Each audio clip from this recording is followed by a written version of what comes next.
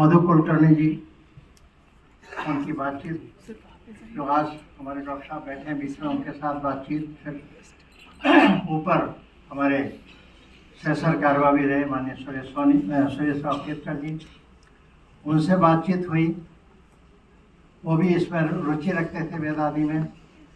तो सुरेश राव केतकर जी के द्वारा मोरपंथ पिंगले जी जो कि विश्व हिंदू परिषद के पालक अधिकारी थे उस समय, और 1982 में माननीय अशोक सिंघल जी संघ दिल्ली प्रांत के ही प्रांत प्रचारक थे, विश्व हिंदू परिषद को दे दी गए।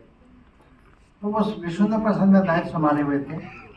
ऐसी स्थिति में मोरोपंथ जी को सुरेश राव केतकर जी के साथ विचार विमर्श करते हुए उसमें से फिर ये जो 4 एकड़ भूमि और ये साहित्य, मूल विषय साहित्य, उनके हाथ की जो लिखी हुई प्रतियां हैं, आज तो उनका सब डिजिटलाइजेशन हो गया, सब जितना साहित्य उसका भी हो गया, परंतु उस समय की परिस्थिति में तो समाज से पैसा इकट्ठा करके और इस स्वाध्याय मंडल का ही ट्रस्ट का नाम आगे बढ़ाना है, उसके आधार पर ही काम को आगे चलाना है।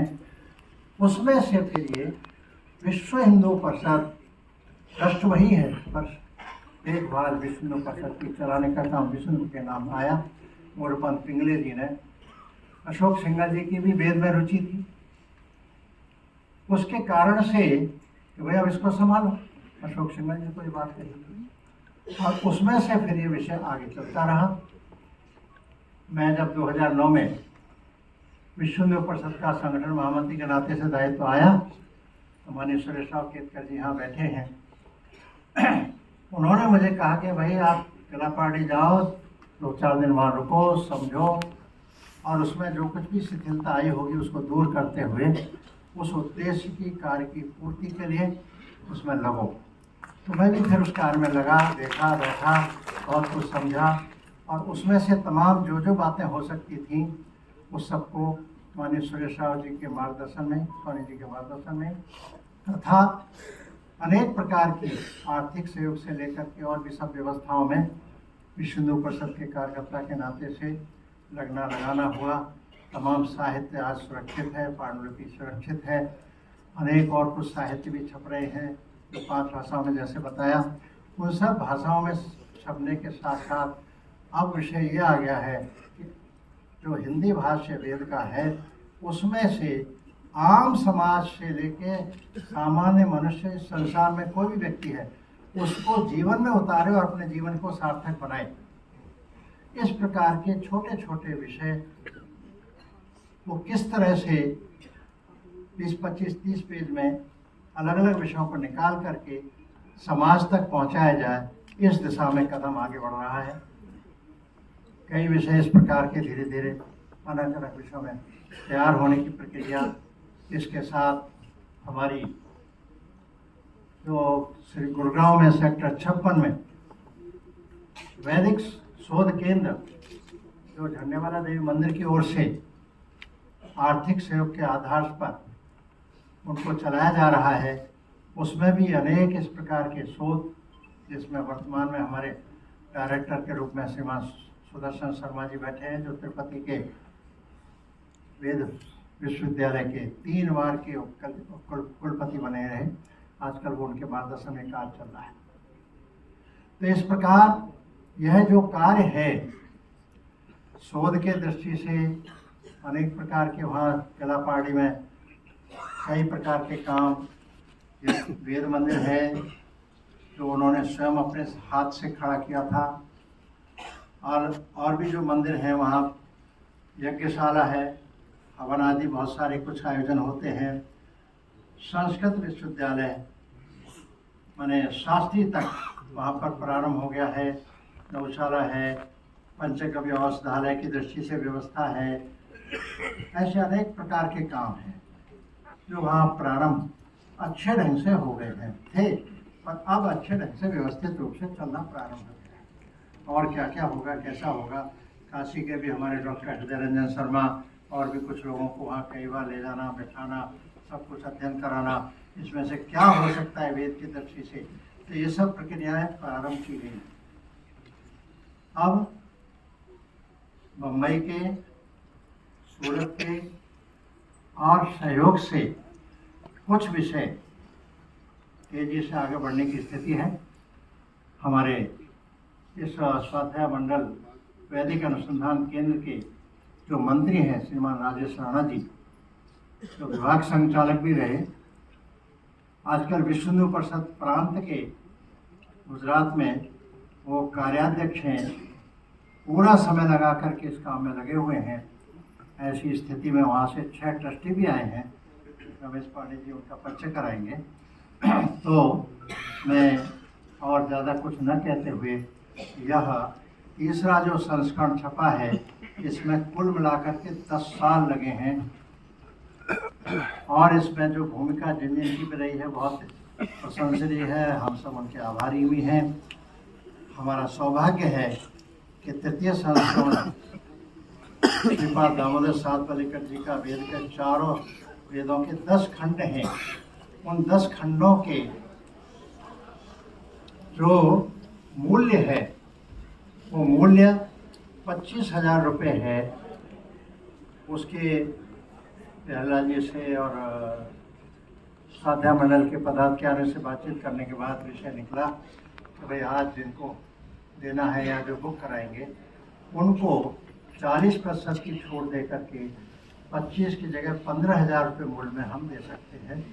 केंद्र के दृष्टि से हमारा विश्व हिंदू परिषद आर के पुरम केंद्रीय कार्यालय है, दिल्ली का विश्व हिंदू परिषद कार्यालय झंडेवाला देवी मंदिर में है, सूची प्रकाशन है। और आज हमने काफ़ी अपने जो प्रकाशक हैं, काफ़ी प्रकाशक भी बंधु हमारे बीच में आए हुए हैं। राहुल जी हैं, हमारे हितेश जी हैं, हमारे देव प्रसाद त्रिपाठी जी हैं, बिहारीलाल जी हैं। इनके द्वारा आमंत्रित इस प्रकार के प्रकाशकों को, तो उनसे भी बातचीत करके वो भी अपने केंद्र पर रख करके ग्रंथों को बिक्री के रूप में दे सकते हैं और सब बातें हो सकती हैं। और हम सबका परम सौभाग्य है कि इस अवसर पर हम सब के बीच में इस वेद भाष्य का तृतीय संस्करण का विमोचन करने के लिए हम सबके बीच में राष्ट्रीय संसद के सर संचालक माननीय मोहन भागवत जी उपस्थित हैं। और हमारा परम सौभाग्य कुछ संतों का आशीर्वाद है और बारिश वेद की कृपा है। तो वेद से के कार्य से प्रसन्न होकर के इंद्रदेव भी प्रसन्न है, हम सब जानते हैं। और ज़्यादा कुछ नहीं कहता, अपनी बात पूर्ण करता हूँ। सभी को प्रणाम। ओम।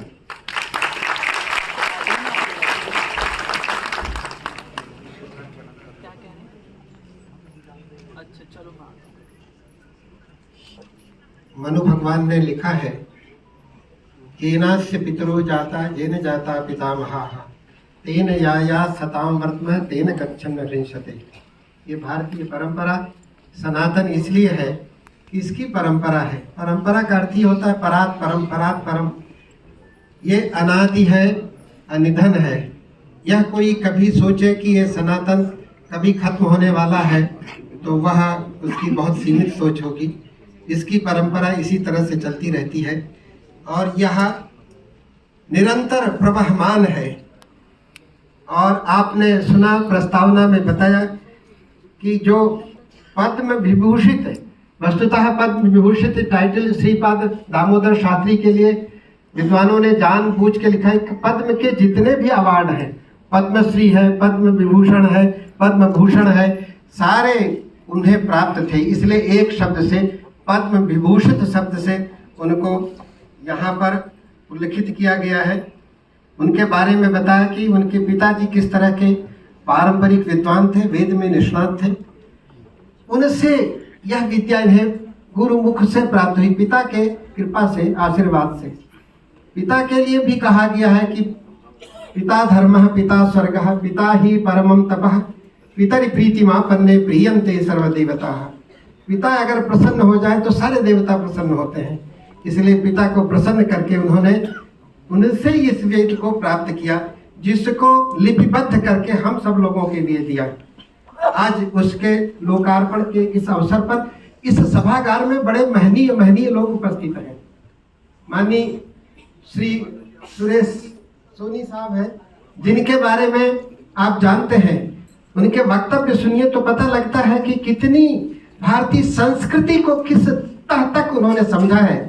जब उनका वक्तव्य होता है तो श्रोता मुग्ध होता है और अनेक विषयों पर उनके ऐसे अद्भुत व्याख्यान हैं जो एक एक व्याख्यान एक एक शोध प्रबंध के लिए हो सकते हैं। ऐसे हमारे इंदिरा गांधी विश्वविद्यालय के पूर्व कुलपति नागेश्वरराव जी उपस्थित हैं। मैं किनका नाम लूं, कई विश्वविद्यालयों के बड़े बड़े आचार्य यहाँ उपस्थित हैं और संतों की कृपा है। संतों के लिए कहा गया है गंगा पापम शशि तापम, गंगा पापम शशि तापम दैन्यम कल्पतरुस तथा पापम तापम तथा दैन्यम हरते संत संगमः। संत जब मिले, संत का संगम हो, संत का सानिध्य हो, जो व्यक्ति निष्पाप हो जाता है, उसकी स्वभावतः प्रवृत्ति सात्विक प्रवृत्ति हो जाती है। संतों का समागम है यहाँ, ऐसे अवसर में विलंब नहीं करना चाहिए। जिस कार्य के लिए हम यहाँ उपस्थित हैं, वेदों के लोकार्पण का कार्यक्रम करना चाहिए। ये वेद 4 वेद हैं, ऋग्वेद, यजुर्वेद, सामवेद, अथर्ववेद। ऋग्वेद के 4 भाग हैं। यजुर्वेद के यद्यपि 2 भाग पहले थे, हमने उसको एक में किया पढ़ने की सुविधा के लिए। इसी तरह सामवेद के भी 1 भाग में प्रकाशित किया। अथर्ववेद के 4 मिलकर के ये 10 खंड में 8000 पृष्ठों का यह ग्रंथ है, जिसका वजन ही लगभग 16-17 किलो है। तो एक बार 18 किलो वजन है, 8000 पृष्ठ। और पृष्ठ भी जरा हमारे जो बिहारीलाल सिंघल जी हैं, उनका जैसा स्वास्थ्य है वैसे स्वस्थ है, हृष्ट पुष्ट पृष्ठ भी है। उसमें मजबूती से लगाया कि 100 वर्ष तक इसमें कुछ भी विकृति न आए। बड़े मन से उन्होंने इसके मुद्रण का कार्य किया है। उस ग्रंथ के लोकार्पण के लिए मैं निवेदन करता हूँ परम पूज्य सरसंघ चालक जी अपने कर कमलों से इसका विमोचन करें।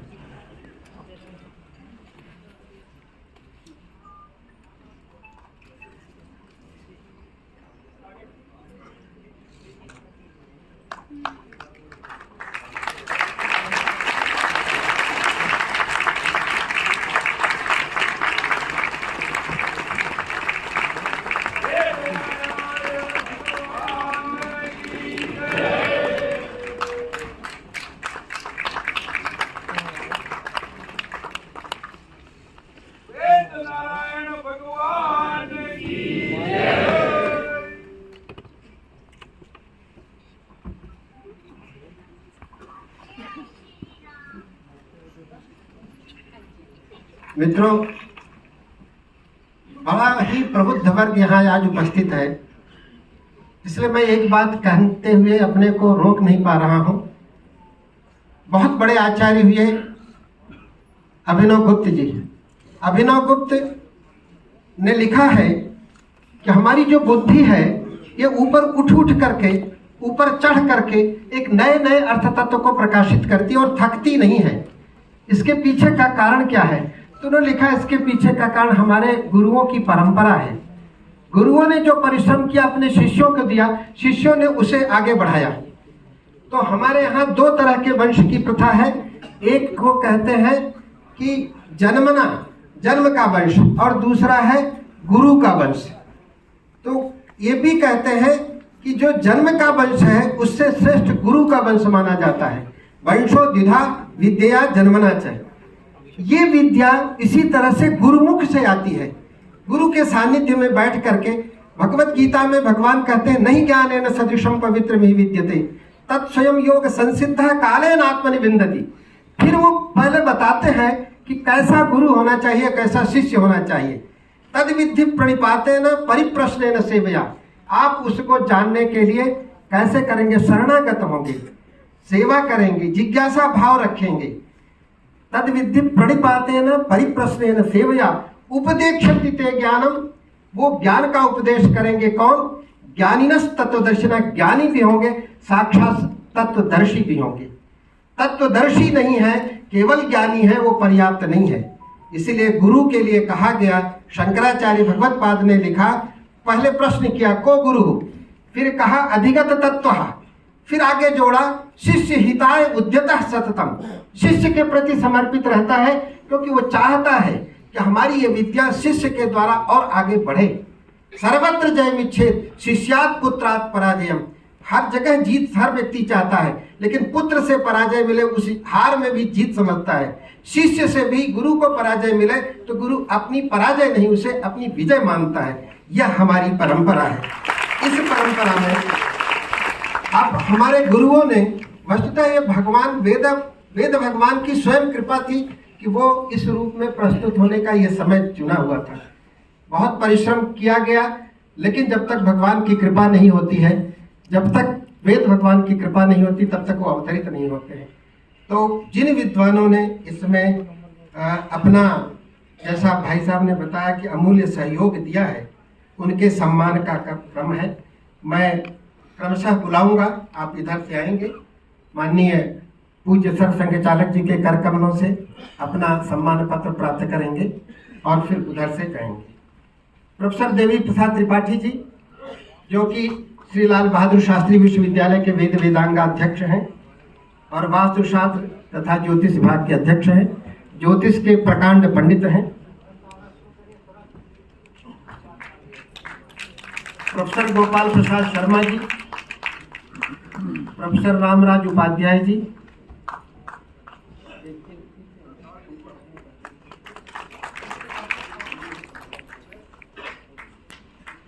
ऐसी ही और वीडियो को देखने के लिए चैनल को सब्सक्राइब कीजिए, वीडियो को लाइक कीजिए, कमेंट कीजिए और शेयर कीजिए। धन्यवाद।